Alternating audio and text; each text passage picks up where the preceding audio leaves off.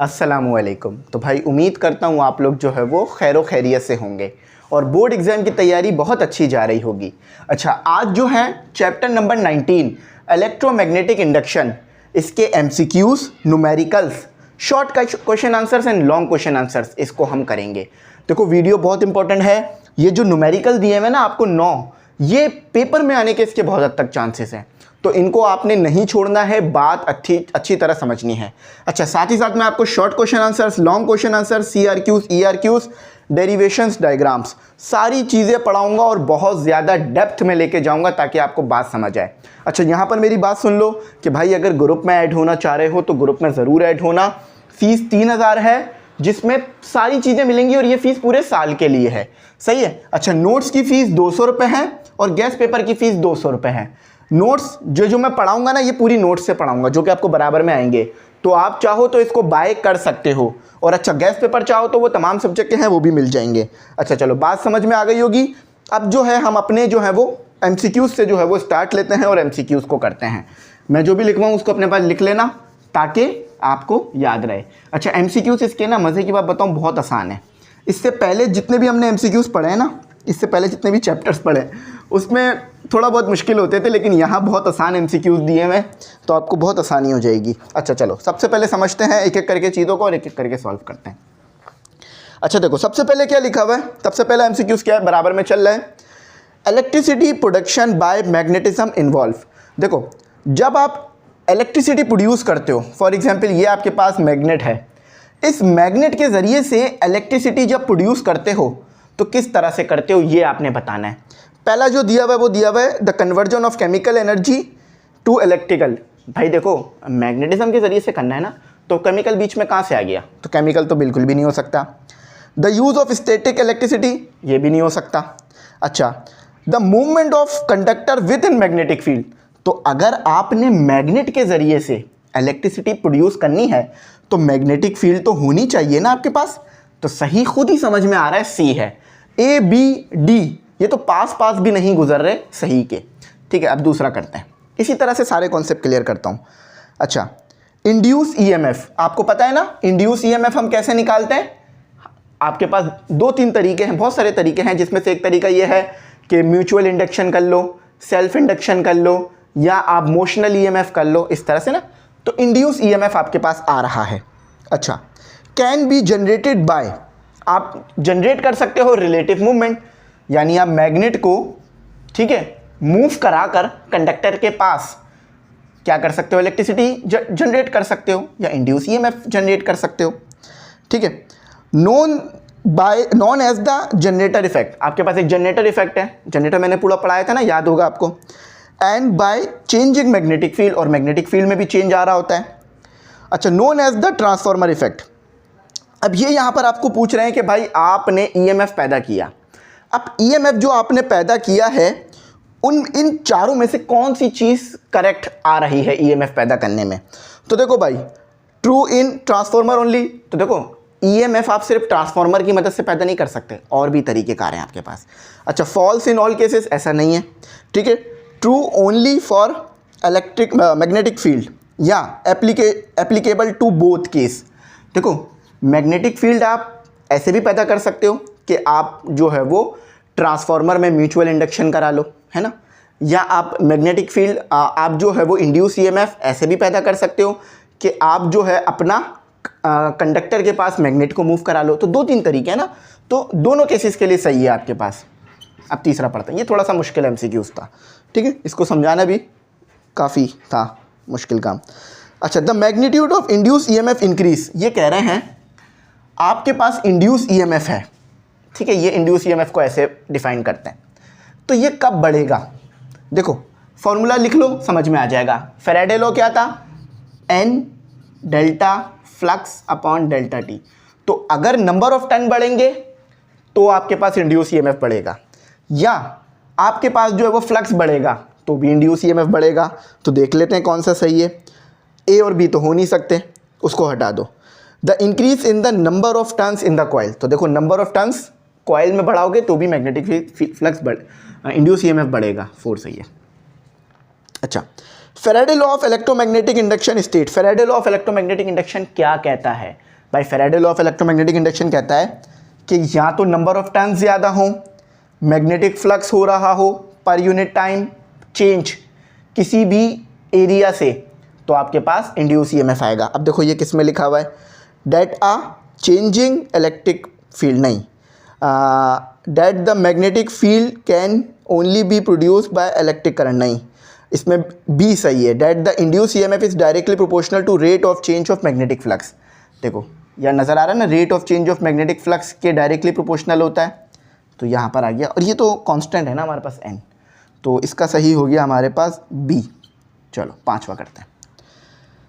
पांचवे में कह रहे हैं Lenz law predict. Lenz law आपको क्या बताता है, ये आपने बताना है। Lenz law predict the direction of an induce current.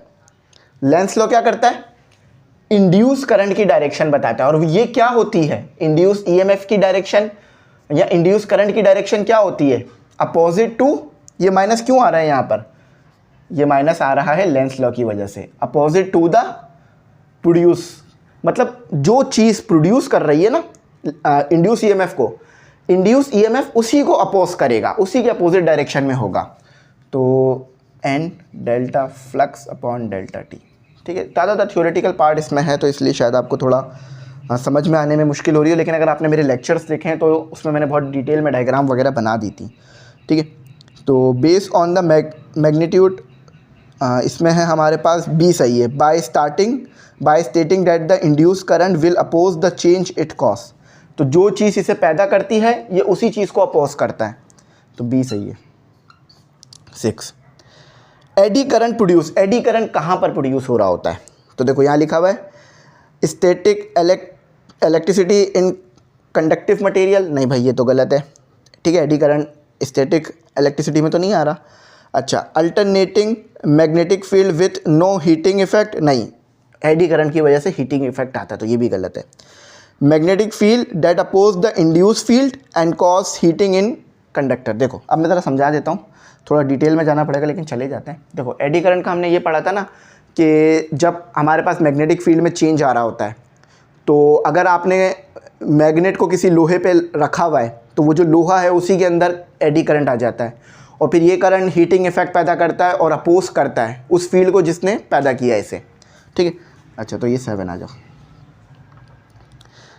अच्छा, 7 में कह रहे हैं कि laminated iron core are used in electric motor. आपने इलेक्ट्रिक मोटर देखी होगी, उसमें लेमिनेटेड आयरन कोर होती है, यानी अगर आप उसको खोल के देखो कोर जो है उसके अंदर का वो लेमिनेटेड होता है, यानी ऐसे मटेरियल से उसको लेमिनेट करा जाता है, ढका जाता है ताकि अंदर जो है वो मैग्नेटिक फील्ड ना जाए, सही। तो इसके बाद फिर ये यहाँ पर कहते हैं एंड ट्रांसफार्मर, और ट्रांसफार्मर में भी यूज़ हो रही होती है ये चीज़, लेमिनेशन मैंने आपको सिखाया था करना। अच्छा, तो ये क्यों करते हैं भाई, ये इसीलिए करते हैं ताकि मिनिमाइज हो जाए, एडी करंट ना पैदा हो ज़्यादा, ठीक है। तो ये सी आ गया। चलो 8 करते हैं। Self induction is the phenomena.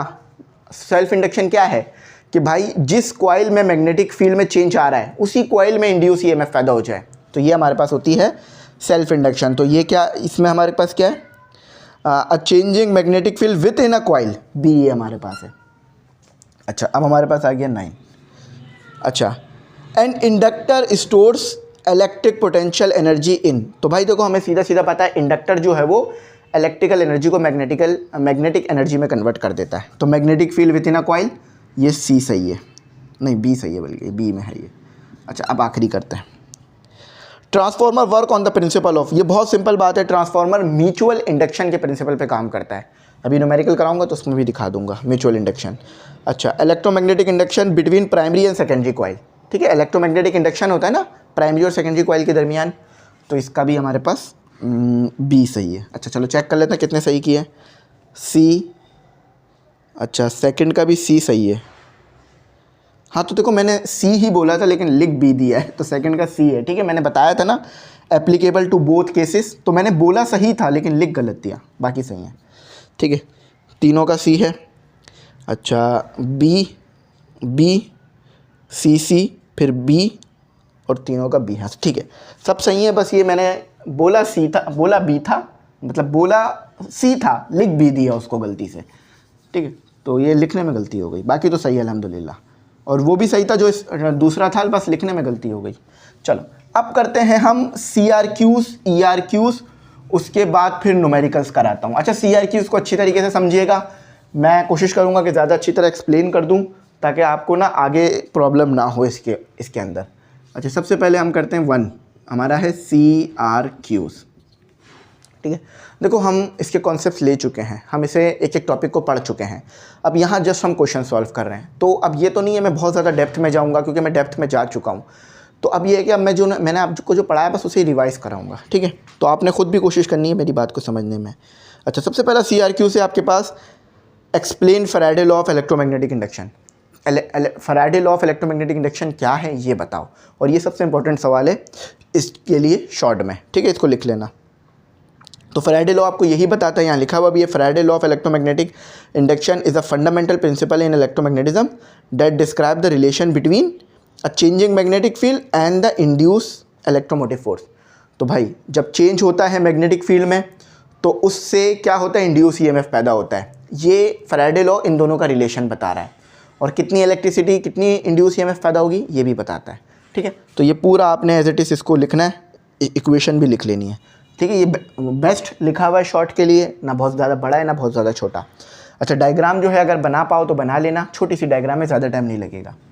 अच्छा, दूसरा करते हैं, इसमें क्वेश्चन ज़्यादा हैं न्यूमेरिकल के मुकाबले में। State Lenz law, lens law क्या होता है ये बताना है, and discuss its significance in the context of electromagnetic induction.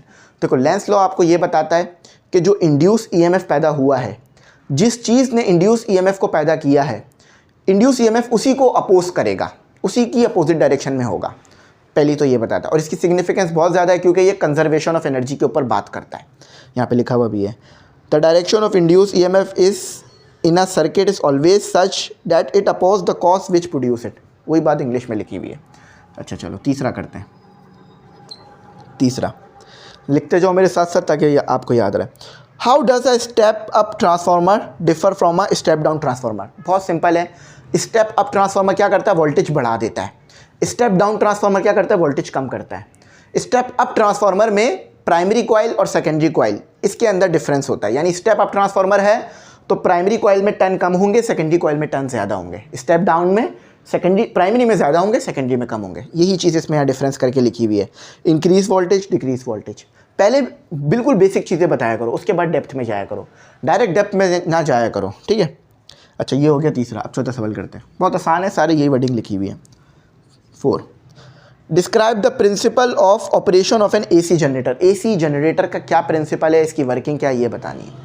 देखो भाई आपको पता है AC जनरेटर क्या करता है, आपके पास AC जनरेटर जो है वो अल्टरनेटिंग करंट जो है वो आपके पास प्रोड्यूस करता है। अब कैसे कर रहा होता है ये, आपको जो है वो एक आयरन को या एक कोर को, ठीक है, एक कॉइल को घुमाना पड़ता है मैग्नेटिक फील्ड में, और आप उसके लिए आपको मैकेनिकल एनर्जी यूज़ करनी पड़ती है जिससे इलेक्ट्रिकल एनर्जी बनती है। तो यहाँ पे ये पूरी चीज़ लिखी हुई है, an AC generator works on electromagnetic induction by rotating a magnetic field. मतलब कॉइल को रोटेट करना पड़ेगा मैग्नेटिक फील्ड में। चलो ये हो गया हमारा चौथा। पांचवा करते हैं। पांचवा क्या है, define self induction and explain how it occurs in a coil. Self induction क्या होती है, देखो सेल्फ इंडक्शन क्या है कि सेम कॉइल के अंदर आपके पास जो है वो इंड्यूस EMF आ जाए अल्टरनेटिंग करंट की वजह से, यह होती है इंड्यूस EMF, सेल्फ इंडक्शन होती है। तो self induction is a phenomena when a changing current in a induce and electromotive force in the same coil. Current में चेंज आएगा, AC करंट होगा तो इंड्यूस EMF सेम कॉइल में आ जाएगा। ठीक है, ये हो गया। अब पांचवा करते हैं, छठा करते हैं बल्कि। Define mutual induction and provide an example of a system exhibiting mutual induction. Mutual induction में क्या होता है, आपके पास दो कॉइल होती हैं, एक ये कॉइल हो गई, एक ये कॉइल हो गई। ठीक है, बस बेसिक सी डायग्राम बना रहा हूँ। इसमें आपके पास फील्ड में चेंज आएगा, इसमें फील्ड में चेंज आएगा, इसमें फील्ड में चेंज आएगा, तो इसके अंदर आपके पास क्या होगा, इंड्यूस्ड EMF आ जाएगा, इंड्यूस्ड EMF आ जाएगा। इसी को कहते हैं म्यूचुअल इंडक्शन। जबकि आपने इसके साथ कोई भी सोर्स अप्लाई नहीं किया होगा, इस पर कोई सोर्स नहीं होगा, फिर भी इसमें करंट आ जाएगा। क्यों, क्योंकि इधर मैग्नेटिक फील्ड में चेंज आ रहा है। सही, चलो अब इसी को पढ़ भी लेते हैं थोड़ा इंग्लिश में। Mutual induction is the process by which a changing current in a one coil the primary coil, अच्छा इसको प्राइमरी कॉइल बोलते हैं, इसको secondary coil. Induce N electromotive force in a near by, यानी दूसरी कॉइल में induce EMF आएगा। ये सारी चीज़ हम बहुत डिटेल में जा चुके हैं। How does the arrangement of coil influence the degree of mutual induction between them. तो भाई म्यूचुअल इंडक्शन का फॉर्मूला आपने पढ़ा होगा, और म्यूचुअल इंडक्शन का आपको याद होगा कि भाई देखो जितने ज़्यादा टर्न होंगे ना, देखो उतना ज़्यादा ईएमएफ आएगा, जितने ज़्यादा टर्न्स होंगे उतना ज़्यादा ईएमएफ जनरेट होगा। देखो जितने ज़्यादा टर्न्स होंगे उतना ज़्यादा ईएमएफ जनरेट होगा, ये याद रखना, इससे बेसिक एक्सप्लेन हो जाएगा। तो यहाँ लिखा हुआ है आपके पास सिंपल कि the mutual inductance between two coils can be considerably increase by placing them on a common soft iron core और increasing the number of turns in a each coil as an transformer. ठीक है, पूरा chapter आपस में link है, ये एक चीज़ भी छोड़ोगे तो दूसरी चीज़ समझने में मुश्किल हो जाएगी। अच्छा, question number 8, define motional EMF. Motional EMF क्या है कि भाई आप जो है वो किसी चीज़ को, किसी कॉइल को मोशन करा रहे हो, ठीक है, मैग्नेटिक फील्ड में, तो फिर आपके पास मोशनल ईएमएफ आएगा, यानी मैग्नेटिक फील्ड में कॉइल को मूव कराने की वजह से कॉइल में करंट आ जाएगा। सही, कॉइल मूव होगा ना तो करंट आ जाएगा।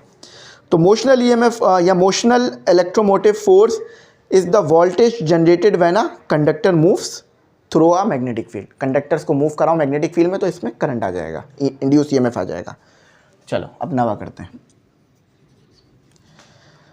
Differentiate between motional EMF and electromotive induction. अच्छा, मोशनल ईएमएफ और इलेक्ट्रोमोटिव इंडक्शन में क्या फ़र्क है? देखो भाई याद रखना, मोशनल ईएमएफ में आप कंडक्टर को मूव करा रहे होते हो, ठीक है, मोशन हो रही होती है। लेकिन मोशनल ईएमएफ में आपके पास जब इलेक्ट्रोमैग्नेटिज्म के अंदर आप स्टैटिक रखे हुए हो, आपने इस कॉइल को भी स्टैटिक रखा हुआ है, इस कॉइल को भी स्टैटिक रखा हुआ है, मगर फिर भी इसमें इंड्यूस ईएमएफ आ रहा है। तो वो क्यों आ रहा होगा? क्योंकि इसमें करंट में चेंज आ रहा है। इसको मोशन तो नहीं करा रहे हैं लेकिन फिर भी करंट चेंज कर रहे हैं, जिसकी वजह से इसमें इंड्यूस ईएमएफ हो रहा है। ठीक है, बात क्लियर हुई ना? तो बस इस चीज़ को आपने अच्छी तरह याद रखना है।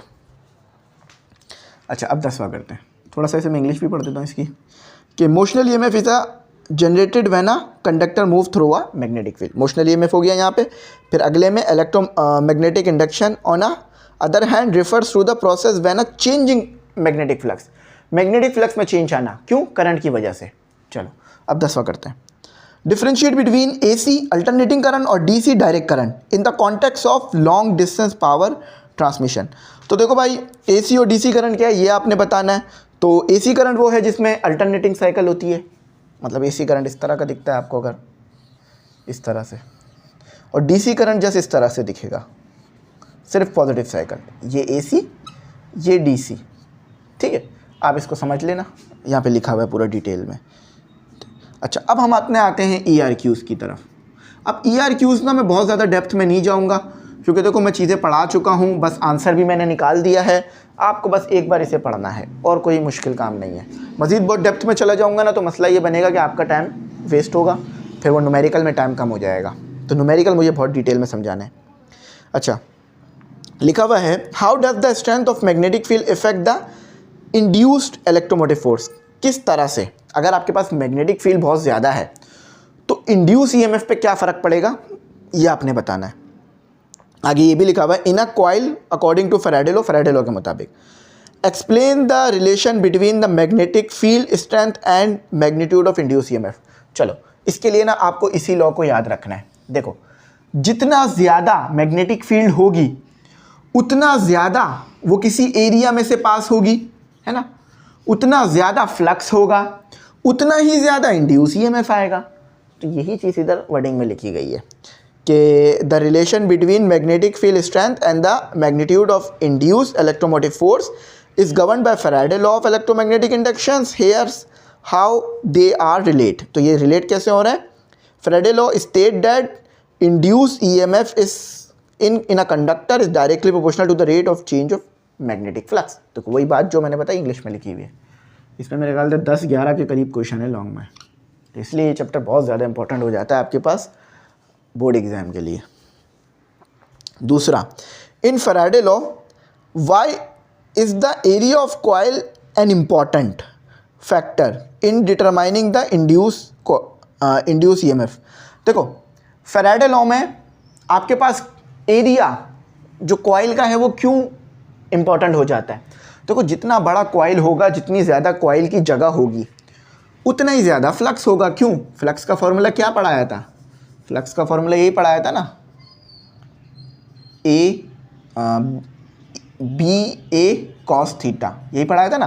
तो जितनी ज़्यादा फील्ड होगी, जितना ज़्यादा एरिया होगा, फ्लक्स उतना ज़्यादा होगा। अगर फ्लक्स ज़्यादा होगा तो ये इलेक्ट्रिक आपके पास जो ये इंड्यूस ईएमएफ है ये भी ज़्यादा आ जाएगा। तो यही चीज़ यहाँ लिखी हुई है और फॉर्मूला भी लिखा हुआ है। In Faraday law of electromagnetic induction the area of coil is crucial factor, important है बहुत ज़्यादा। चलो तीसरा करते हैं।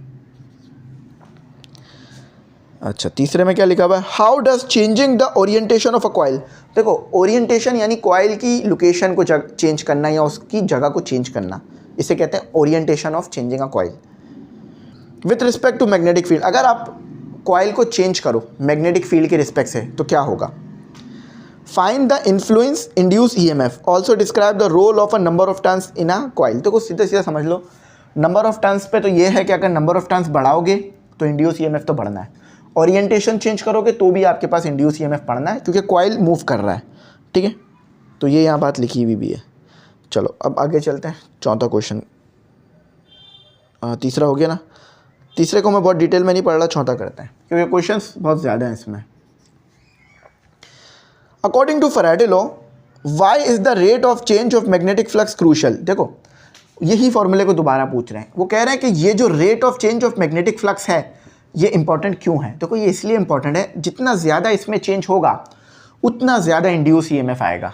देखो ये आपके पास अगेन फॉर्मूला लिख लो, जितना ज़्यादा मैग्नेटिक फ्लक्स में चेंज आएगा उतना ज़्यादा इंड्यूस ईएमएफ आएगा मेरे भाइयों, इस बात को याद रखनी है आपने।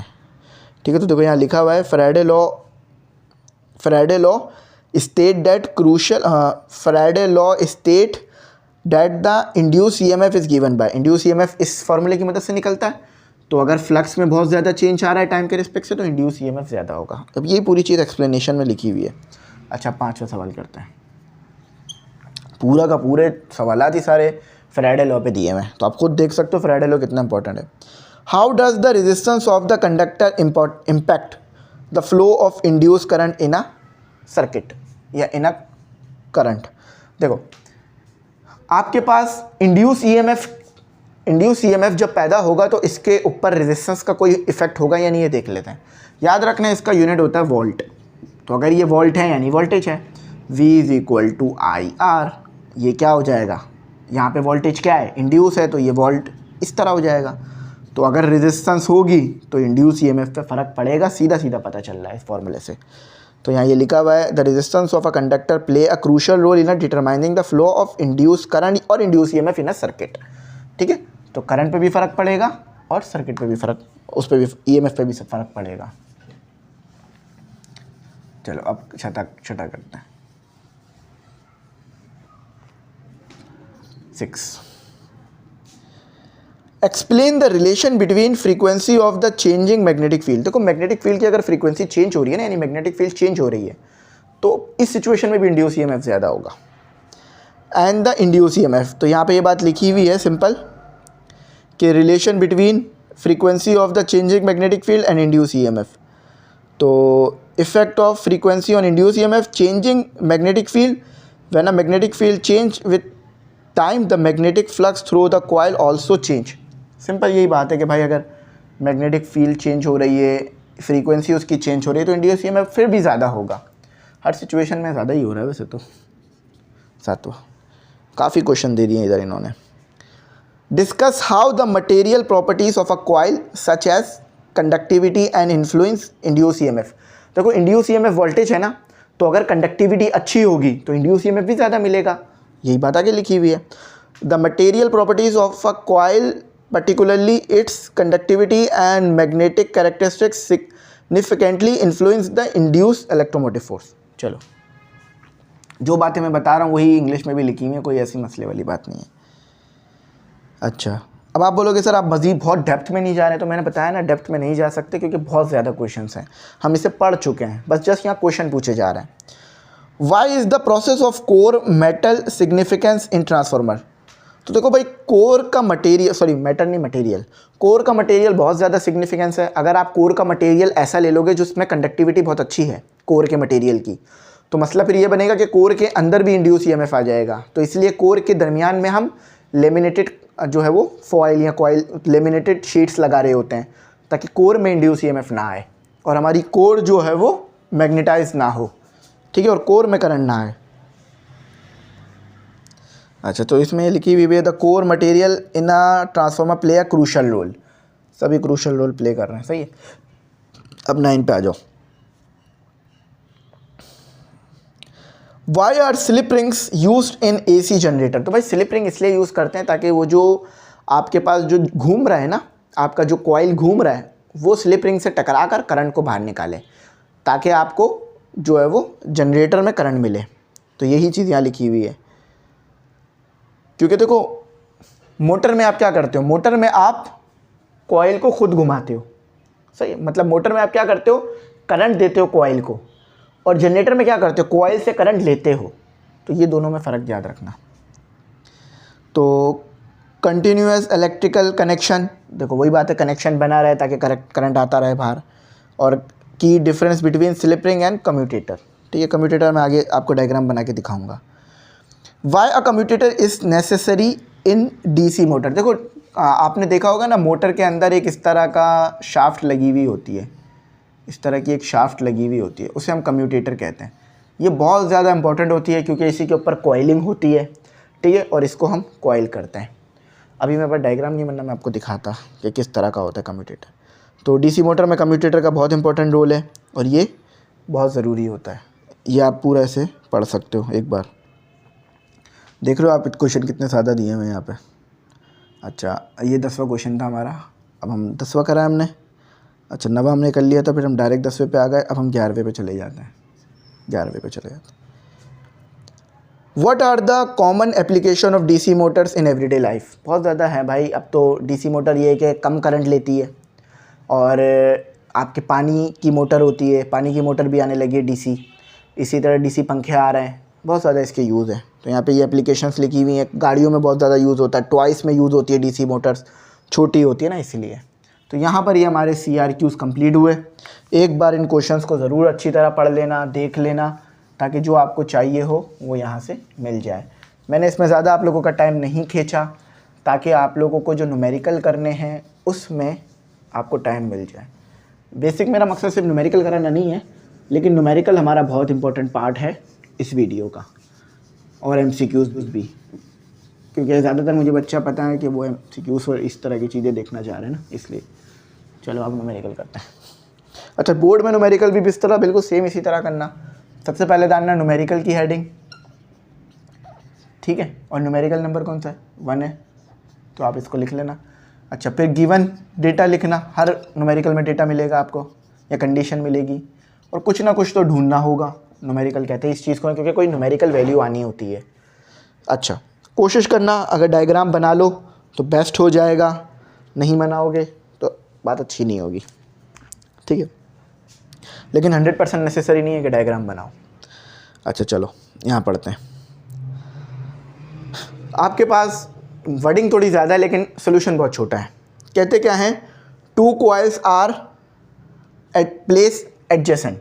देखो 2 कॉइल्स हैं। अब कॉइल्स किस तरह की दिखते हैं ये देख लो। ये कॉइल है आपके पास, ये एक कॉइल हो गई, ठीक है। कॉइल पे तार, एक कंडक्टर होता है आपके पास, जिसे तार भी कह लो, वायर। ये एक कॉइल हो गई और इसके साथ कोई सोर्स लगा होगा। ये दूसरी कॉइल हो गई, इस पे भी आपके पास कंडक्टर होगा, मतलब इस पे भी कोई लगा होगा, और इस पे गैल्वेनोमीटर लगा होगा ताकि अगर करंट आ जाए तो हमें पता चल जाए, ठीक है। इसको ये समझना। अब मैं बहुत डिटेल में जाके समझाऊंगा ताकि पढ़ने का मज़ा भी आए। ये पॉजिटिव हो गया, नेगेटिव हो गया।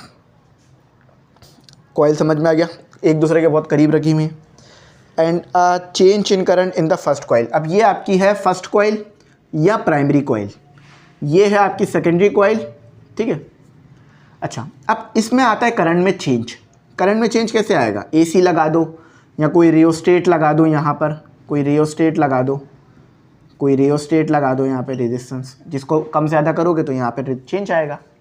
अच्छा, जब इधर चेंज आएगा तो याद रखना ये जो मैग्नेटिक फील्ड है वो इधर से गुजर रही है, इधर से गुजर रही है। जब मैग्नेटिक फील्ड इसमें से गुजर रही है तो इसका मतलब क्या है कि यहाँ भी आपके पास मैग्नेटिक फ्लक्स में चेंज आ रहा है। तो मैग्नेटिक फ्लक्स में चेंज आने का मतलब क्या हो गया, मैग्नेटिक फ्लक्स में चेंज आने का मतलब हो गया कि आपके पास इंड्यूस ईएमएफ आएगा। किस में, इस कॉइल के अंदर। ठीक है भाइयों, समझ आ गया। अच्छा, अब आपके पास जो है वो ईएमएफ कितना पैदा होता है, सिंपल ईएमएफ लिख दिया है, इस तरह लिख लो या इस तरह लिख लो, एक ही बात है। तो वो दी है 0.5 वोल्ट पर। ठीक है, सेकेंडरी कॉइल में, यानी यहाँ जो ईएमएफ आया इंड्यूस ईएमएफ है वो हमारे पास 0.5 वोल्ट है। इफ़ द म्यूचुअल इंडक्शंस हो रही है, म्यूचुअल इंडक्टेंस हो रही है, इस कॉइल की वजह से इसमें करंट आ रहा है या इसमें इंड्यूस ईएमएफ आ रहा है। देखो मैं चाहे बोलूँ करंट आ रहा है या इंड्यूस ईएमएफ आ रहा है, बात एक ही है, इलेक्ट्रिसिटी आ रही है ना। हाँ बेशक बेशक आपके पास वोल्टेज अलग चीज़ है, करंट अलग चीज़ है, लेकिन अगर इलेक्ट्रिसिटी आ रही है तो करंट भी होगा, वोल्टेज भी होगा ना, V = IR के मुताबिक। ठीक है, तो ये कंफ्यूज नहीं होना सर, कभी आप करंट बोल रहे हैं कभी वोल्टेज बोल रहे हैं। अच्छा, तो यहाँ पर आपको ये M दे दिया इन्होंने, जो इसकी वैल्यू 0.2 हेनरी, इसे हर्ट नहीं है, ये हेनरी है। Calculate the rate of change of current in the first coil. First coil में क्या करंट में चेंज आया ये बताना है। इसका फॉर्मूला है आपके पास ये। अब म्यूचुअल इंडक्शन का फॉर्मूला पढ़ा था, उस फॉर्मूले को याद करो, वो लिखो। म्यूचुअल इंडक्शन का फॉर्मूला क्या था, ईएमएफ इस कॉइल में आ रहा है। ठीक है, मगर आ किस वजह से रहा है कि जो आपके पास करंट में चेंज आ रहा है इस कॉइल के अंदर। ठीक है, तो डेल्टा I/डेल्टा। अब आपको ना यहाँ P लिखना पड़ेगा, क्यों, क्योंकि इधर चेंज आ रहा है ना। अच्छा, अब करना क्या है, कुछ नहीं करना, just ES divided by minus को उधर ले आओ, M को डिवाइड करा दो, डेल्टा IPIT। जस्ट ये कुछ 4-5 फॉर्मूले अगर याद रख लिए ना, इस चैप्टर के सारे न्यूमेरिकल हो जाने हैं। ठीक है, और इन्होंने rate of change of current कहा था, तो इसलिए टाइम की वैल्यू नहीं मिलेगी आपको। कितना आ रहा है, 0.5 डिवाइडेड बाय 0.2। M की वैल्यू 0.2, इंड्यूस ईएमएफ की वैल्यू 0.5। द आंसर इज, जो भी आंसर आ रहा है यहाँ लिख डालो। चलो कैलकुलेटर से मैं कैलकुलेट कर लेता हूँ आप लोगों के लिए। तो 0.5 divided by 0.2, the answer is 2.5। अच्छा, अब क्या यूनिट आएगा, एम्पेयर पर सेकेंड। क्यों, क्योंकि देखो करंट है और डिवाइड में सेकेंड है, इसलिए यूनिट आपने याद रखना है। ठीक है, तो बिल्कुल सही आया है, अल्हम्दुलिल्लाह, बात भी समझ आई होगी। ठीक है, चलो अब इसको मैं रिमूव कर रहा हूँ। अब अपना दूसरा न्यूमेरिकल करते हैं।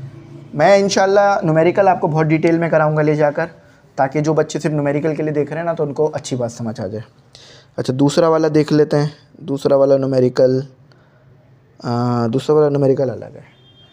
चलो दूसरा वाला न्यूमेरिकल अलग है, तो वो मैं उसके लिए अलग डायग्राम ड्रॉ करता हूँ। न्यूमेरिकल नंबर 2, मुझे तो लग रहा है ब्लैक पेन से ही कराना चाहिए, ब्लू पेन से कराना चाहिए, ब्लैक तो मिट भी नहीं रहा बोर्ड पे। चलो ब्लू पेन से करते हैं, ब्लैक मिटने में मसला कर रहा है। अच्छा देखो, अ coil with an induce inductance. आपके पास एक कॉइल है, अगेन वही बात है, ये कॉइल आ गई आपके पास। ठीक है, कॉइल कब बनेगी, जब इस पर आपके पास ये आपकी कॉइल आ गई। अच्छा, अब कॉइल में आपके पास सोर्स तो होना चाहिए। अब सेकेंडरी कॉइल चाहिए या नहीं, वो आगे पता चलेगा। अच्छा, अब इसमें इंडक्टेंस की वैल्यू कितनी आ रही है, यानी L। अब आप बोलोगे सर आपको कैसे पता चला कि ये L है, M क्यों नहीं है, आगे पढ़ो पता चल जाएगी बात। Experience a rate of change of current 2 ampere. Current कितना आ रहा है, 2 एम्पियर का। मगर ये सिर्फ करंट नहीं है, ये rate of change of current है। तो इसका मतलब क्या है, डेल्टा I और delta T, ampere per second. Calculate the induce EMF in the coil. इसी कॉइल के अंदर ईएमएफ इसी कॉइल के अंदर ईएमएफ को कैलकुलेट करो। तो ये किस में होता है कि सेम ही कॉइल में इंड्यूस ईएमएफ आ जाए, यानी सेम ही कॉइल में करंट पैदा हो जाए। इसमें AC सोर्स लगा होगा, तो ये किस में होता है, ये सेल्फ इंडक्शन में होता है ना। तो इसीलिए मैंने सेल लिखा था, समझ में आई ना बात। मैंने कहा था ना आगे पढ़ो। तो आपने ईएमएफ कितना आ रहा है ये बताना है, इसको हम इस तरह रिप्रेजेंट करते हैं। अच्छा, सेल्फ इंडक्शन का फॉर्मूला याद है, सेल्फ इंडक्टेंस का फॉर्मूला याद है ना, मैंने पढ़ाया था, ठीक है, बहुत डिटेल में जाके पढ़ाया था उसे। तो जो भी टॉपिक नहीं समझ में आ रहा ना उसको लिखना, जैसे सेल्फ इंडक्शन एमी इंग्लिश एंटर वीडियो आ जाएगी। अच्छा, एक बात याद रखना, इसमें पी और एस लिखने का चक्कर नहीं है। क्यों? क्योंकि देखो आपके पास एक ही तो कॉइल है, दूसरा कॉइल थोड़ी ना मौजूद है, तो दूसरा कॉइल है नहीं तो फिर उसको लिखोगे क्यों? अब कुछ नहीं करना, जस्ट वैल्यूज पुट करो। ये कितना था 0.5, और ये पूरा का पूरा फैक्टर कितना दिया हुआ है, देखो यहाँ पर 2, तो ये क्या वैल्यू आई 1 और वोल्ट, ये आंसर है। देख रहे हो कोई मुश्किल चीज़ है नहीं ना, जस्ट छोटे छोटे से कॉन्सेप्ट्स यूज़ हो रहे हैं आपके और आंसर्स आपके सामने आ रहे हैं। ठीक है, चलो अब अगला करते हैं, अगला समझते हैं। मैं डायग्राम बनाऊंगा, सारा एक्सप्लेन करूंगा, टेंशन नहीं लेना, परेशान नहीं होना, ठीक है। चलो अच्छा, अब आपको मैं पढ़ाता हूँ। Two coils are place close to each other. अब देखो दो कॉइल की बात हो गई है, दो कॉइल की बात हो गई है, तो अब मुझे दो कॉइल्स तो ड्रॉ करने पड़ेंगे। ठीक है भाई, देखो दो कॉइल्स आ गए, ये एक कॉइल, वो दूसरा कॉइल, ये दूसरा कॉइल हो गया, ठीक है, ये दूसरा कॉइल हो गया।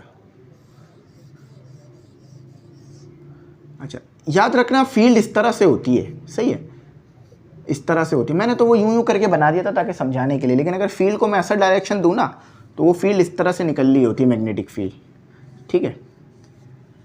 ये कर लेना करेक्शन, अगर आपको ऐसा लग रहा हो सर आपने फील्ड किस तरह से बनाई उस वक्त पीछे, तो वो मैंने सिर्फ इसलिए बनाई थी ताकि मैं समझा सकूँ आपको कि फील्ड इसमें से पास हो रही है।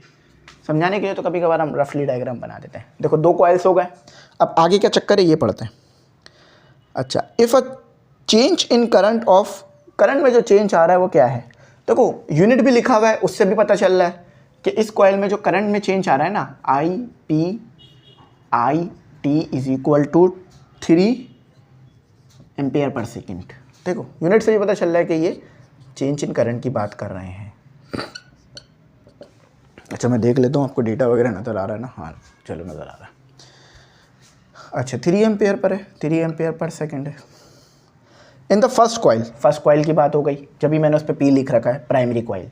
फर्स्ट कॉइल प्राइमरी कॉइल होता है, सेकेंडरी कॉइल सेकेंड कॉइल होता है। 4 वोल्ट का ईएमएफ जनरेट हो रहा है, 4 वोल्ट, ये भी लिख दिया। इतना सेकेंडरी कॉइल, इसमें जनरेट होगा, हमें पता है म्यूचुअल इंडक्शन हो रही है।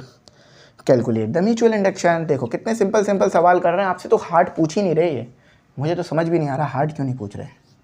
तो -m∆I/P/IT, m चाहिए, बाकी सबको उधर ले जाओ, ठीक है।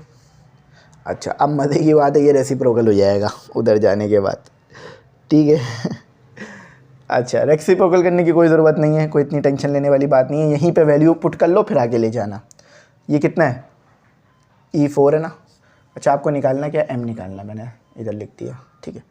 अच्छा, तो m मैंने कैलकुलेट करना है, ये कितना दिया हुआ है 3, डिवाइड करा दो, तो माइनस को इधर रख दो, 4/3, आंसर निकाल लो। यूनिट आता है हेनरी, आंसर आ रहा है 1.33 मिली, नहीं सिर्फ हेनरी है, ये हेनरी है। H सेल्फ इंडक्शन का यूनिट है, सेल्फ इंडक्शन बोल लो या म्यूचुअल इंडक्शन, दोनों को हेनरी से लिखते हैं, ये साइंटिस्ट के नाम पर है। तो 4/3 बिल्कुल सही आ रहा है। ये बड़े वो है स्मॉल जवाब आता है। जब खुद पढ़ोगे ना, खुद से चीज़ों को सीखोगे तो ज़्यादा सीखोगे। याद रखना, हमेशा खुद से सीखने की कोशिश करते रहा करो। अच्छा, अब करते हैं, हमारे पास ट्रांसफार्मर कह रहा है, तो ये डायग्राम तो वैलिड ही नहीं रहेगी इसके लिए। ट्रांसफार्मर की बात करते हैं, यहाँ कॉन्सेप्ट क्लियर होगा इंशाल्लाह। देखो हो क्या रहा है, अ ट्रांसफार्मर हैज़, आपके पास एक ट्रांसफार्मर है, ट्रांसफार्मर की डायग्राम ड्रॉ करो। ये ट्रांसफार्मर हो गया, ठीक है, ये ट्रांसफार्मर, सिंपल डायग्राम बना रहा हूँ। अब ट्रांसफार्मर स्टेप अप है या स्टेप डाउन, वो आगे पता चलेगा, उसको पढ़ते हैं। A transformer has 200 turns in a primary coil. Primary coil में जो टर्न्स है NP से डिफाइन किया जाता है, वो 200 है, तो 200 टर्न्स लिख दिया मैंने, ठीक है, सॉरी 200 टर्न्स, ठीक है। प्राइमरी कॉइल में। सेकेंडरी कॉइल में टर्न्स कितने हैं बता सकते हो? ये स्टेप अप है या स्टेप डाउन है? देखो भाई याद रखना, अगर प्राइमरी कॉइल में टर्न्स कम हैं, जैसे ये सेकेंडरी कॉइल हो गया, ये NS हो गया, और ये प्राइमरी कॉइल है, देखो टर्न्स कम है ना, इसमें 3 है, इसमें 4 हैं।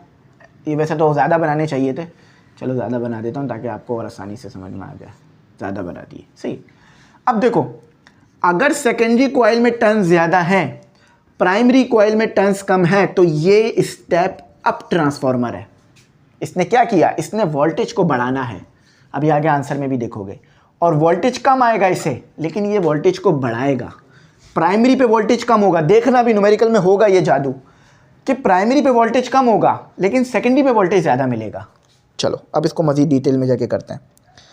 Turns in the primary coil में टर्न्स 400 हो गए। इफ़ द प्राइमरी वोल्टेज कितना है? मैं बगैर सॉल्व करे बता सकता हूँ कि जो सेकेंडरी का वोल्टेज होगा ना वो इससे ज़्यादा होगा। बोलोगे सर आप कैसे बता सकते हैं? भाई देखो यही तो फिजिक्स है, यही तो कॉन्सेप्ट है कि आपने एक बार एक चीज़ समझ ली, आपको कोई मसला ही नहीं है, आप आगे की चीज़ प्रेडिक्ट कर लोगे। अब जो भी आपके पास Vs आएगा वो Vp से तो ज़्यादा होगा, कम से कम 120 तो नहीं होगा, इससे ज़्यादा होगा, चाहे वो 130 140 जो भी हो। वैसे और ज़्यादा आएगा, बहुत ज़्यादा आएगा। देखो अब फॉर्मूला कौन सा लगाना पड़ेगा? Vs upon Vp NS upon NP। सब कुछ आपको पता है, बस जस्ट फॉर्मूले को सेट कराना है। तो NSVP divided by NP, what is the value of NS? 400. What is the value of VP? 120. What is the value of NP? 200. समझ गए? इसमें खुद ही ज़्यादा आ रही है वैल्यू। VS। चलो अब इसको कैलकुलेट करते हैं और ज़रा जादू देखना, जादू होगा अभी यहाँ पे। 400 multiply by 120 divided by 200, the answer is 240। देखा, जो हमने बात पढ़ी थी वो खुद सेटिस्फाई हो गई कि अगर स्टेप अप ट्रांसफार्मर है तो इसने वोल्टेज को बढ़ाना है। और ये कहाँ लगा हुआ होता है? ये लगा होता है पावर स्टेशन के पास। देखते हैं दूसरा न्यूमेरिकल भी मेरे ख्याल से इसी बेस पे था, नहीं थोड़ा अलग है। मज़े की बात ये अगला न्यूमेरिकल इस बेस पर होगा। चलो हमारी कमिटमेंट हुई हुई है ना वीडियोस में कि हम डायग्राम बनाकर अच्छी तरह से कॉन्सेप्ट क्लियर करेंगे। देखो क्वेश्चंस में मैं नहीं बना सकता था डायग्राम, क्वेश्चन में मैंने बार बार कहा मैं मज़ीद डेप्थ में नहीं जा सकता। आप लोग सोच रहे होगे सर आप बहुत तेज़ी में करा रहे हैं क्वेश्चन आंसर्स। देखो मुझे खुद रियलाइज़ होता है अगर मैं कोई चीज़ तेज़ कराता हूँ। क्यों? क्योंकि देखो मैं चाहता हूँ कि मैं जितना हो सके टाइम दे के समझाऊँ, लेकिन ये भी तो है कि टाइम भी तो इतना देना है ना कि ताकि आपको बात भी तो क्लियर हो। ऐसा ना हो कि मैं 2-3 घंटा लगा दूँ क्वेश्चन में, तो फिर न्यूमेरिकल का क्या होगा? उसको भी तो टाइम देना होगा ना। तो न्यूमेरिकल कोई मुश्किल तो नहीं है ना, कोई बहुत बड़ा कॉन्सेप्ट भी नहीं लग रहा है, बस छोटे छोटे फॉर्मूले लग रहे हैं और आंसर आ रहे हैं। एन इंडक्टर, आपके पास एक इंडक्टर है। अब तो देखो इंडक्टर क्या होता है, ये इस तरह का इंडक्टर होता है। अब आप बोलोगे सर ये तो कॉइल है तो कॉइल ही तो इंडक्टर बन रहा है यहाँ पे। बेसिकली इसे इंडक्टर कब बोलते हैं? जब ये मैग्नेटिक एनर्जी को स्टोर करेगा, जब ये मैग्नेटिक फील्ड को स्टोर करेगा, स्टोर, इसे इंडक्टर कहेंगे। समझ में आ गया? इस तरह का इंडक्टर दिखता है, सर्च कर लो यूट्यूब पे, इसी तरह का, गूगल पे इसी तरह का मिलेगा। An inductor with an inductance of, inductor है, इंडक्टेंस कितनी है? देखो इंडक्टेंस की बात आ गई ना, यानी वैसी डायग्राम होगी जैसे सेल्फ इंडक्शन में बनाई थी। तो इसे हम एल लिखेंगे, ठीक है, एम नहीं एन, एल लिखेंगे। ये अच्छा हो जाता है कि मैं आपको सारे टॉपिक पढ़ा देता हूँ ना, तो कोई भी ऐसी चीज़ नहीं होती जिसमें मुझे ये कहना पड़ेगा मैंने ये पढ़ाया नहीं है। करंट कितना मौजूद है, जिसे हम आई की नाम से बुलाएंगे। Calculate the energy store, simple है भाई, एनर्जी स्टोर बता दो, ई से होता है। अब ये मेरे तो नहीं लग रहा कोई मुश्किल चीज़ है। जब इसमें से करंट गुजरेगा तो कुछ एनर्जी स्टोर होगी ना इसमें मैग्नेटिक फील्ड में। फॉर्मूला देखो, E is equal to half, नहीं एम वी स्क्वायर, नहीं भाई एल आई का स्क्वायर, उसी तरह का है लेकिन थोड़ा अलग फार्मूला है। 0.5, what is the value of L? 0.02, what is the value of 2 का स्क्वायर? कोई मुश्किल है? इतने छोटे छोटे न्यूमेरिकल तो मुझे लग रहा है आप 9-10 में करते होगे। देखो इसके जो हार्ड न्यूमेरिकल है ना वो बहुत ही हार्ड है, वो आपको पढ़ाए जाएंगे ना तो ग्रेजुएशन लेवल पे पढ़ाए जाएंगे। जब आप इंजीनियर बनोगे ना या डॉक्टर वगैरह, बल्कि डॉक्टर में क्यों पढ़ाएंगे, वहाँ न्यूमेरिकल का क्या काम है। ठीक है, डॉक्टर बनोगे तो ट्रांसफार्मर ठीक करना थोड़ी ना सिखाएंगे, इंसान ठीक करना सिखाएंगे।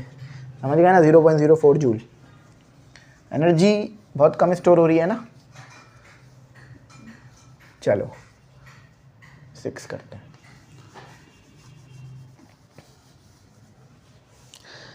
छठे में देखो क्या कहते हैं, a coil store energy in a form of electric potential. Same numerical है, दोबारा सेम न्यूमेरिकल है। मेरे दिमाग से बात निकल गई, ये दोनों सेम टाइप के थे। चलो कोई नहीं, आसानी से। ये कॉइल है, मैंने कहा था ना इंडक्टर कॉइल होता है। अब देखो खुद यहाँ लिखा हुआ भी है, ये इंडक्टर आ गया आपका, इंडक्टर, कंडक्टर नहीं इंडक्टर। अच्छा, अब एनर्जी कितनी स्टोर कर रहा है ये इंडक्टर। अब ये एनर्जी आपको गिवन कर दी 0.2 जूल।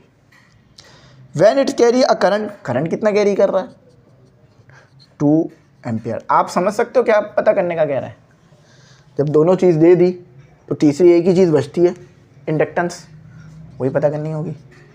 E = 1/2 Li का स्क्वायर, तो कोई मसले वाली बात नहीं है।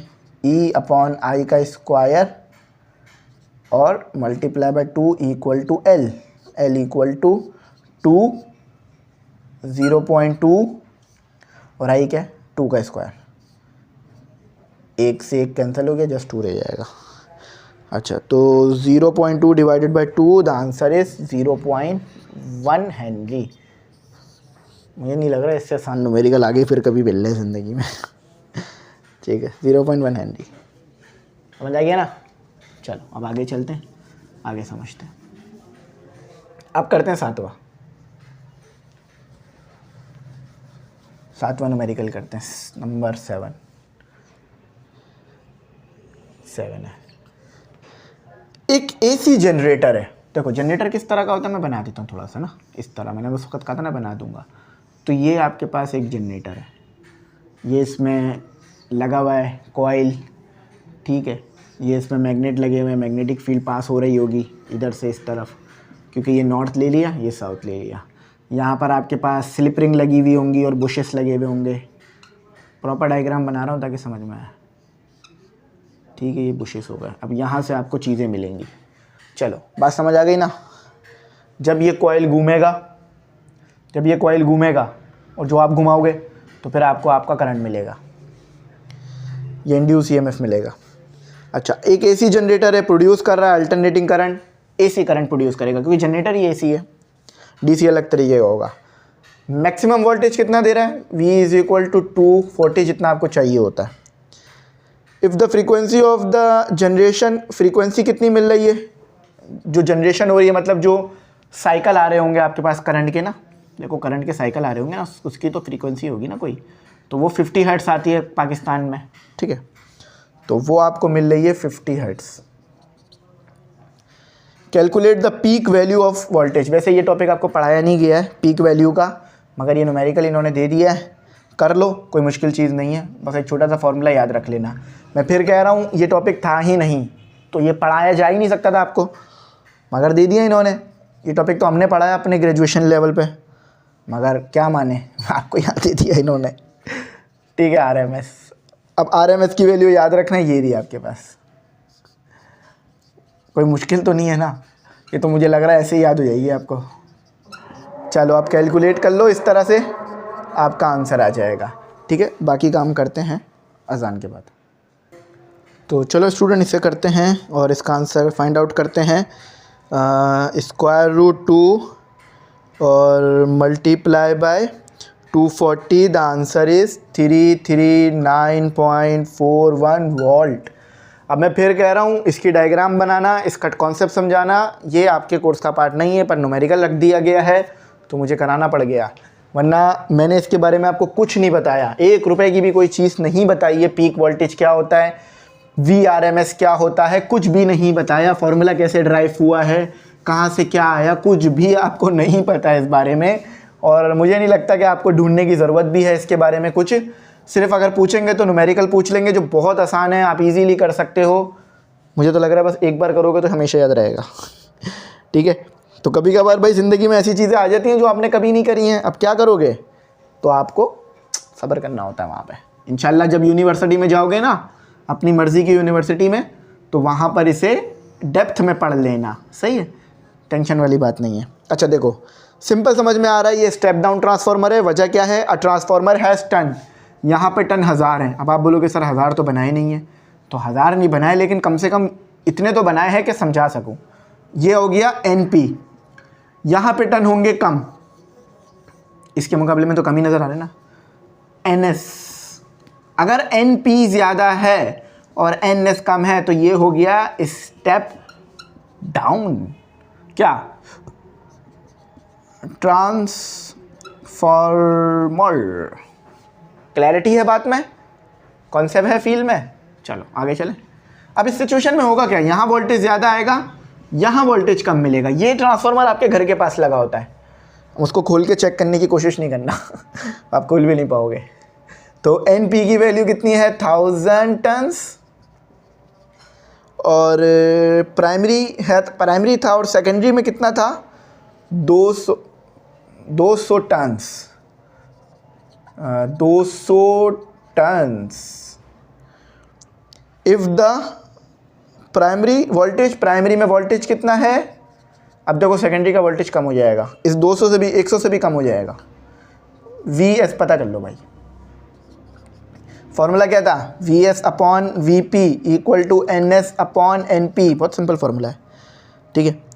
तो VS तो चाहिए ना, तो यहाँ मैंने रख दिया, इसको मैं तो ले जाता हूँ, VP NS divided by NP VS equal to, what is the value of VP? 120, what is the value of NS? 200, और what is the value of 1000? ज़रा फाइनल आंसर निकालो। बहुत कम वैल्यू आएगी, 120 से तो कम आएगी, ये 100% है, ठीक है। तो 120 multiply by 200 divided by 1000, 24 volt. कितना ज़्यादा कम कर दिया भाई, ये तो रखता है, ठीक है भाइयों बहनों, बात समझ आई ना? चलो 9 वाला कराऊँ या खुद ही कर लोगे? चलो 9 वाला कराता हूँ और 9 वाला समझाता हूँ, ठीक है। तो 9 वाला मैं आपको MCQ न्यूमेरिकल कराता हूँ। तो स्टूडेंट्स चलो भाई आखिरी न्यूमेरिकल करते हैं। समझ में आई ना जो मैंने बातें बताई? हो सकता है शायद मेरा थोड़ा सा जज्बा कम हो पढ़ाने में, लेकिन जज्बा कम होने से मुराद ये नहीं है कि मतलब मेरा दिल नहीं लगता पढ़ाने में, मतलब ये बस थक जाते हैं ना बहुत ज़्यादा, तो कोशिश करके भी मैक्सिमम नहीं दे पाते।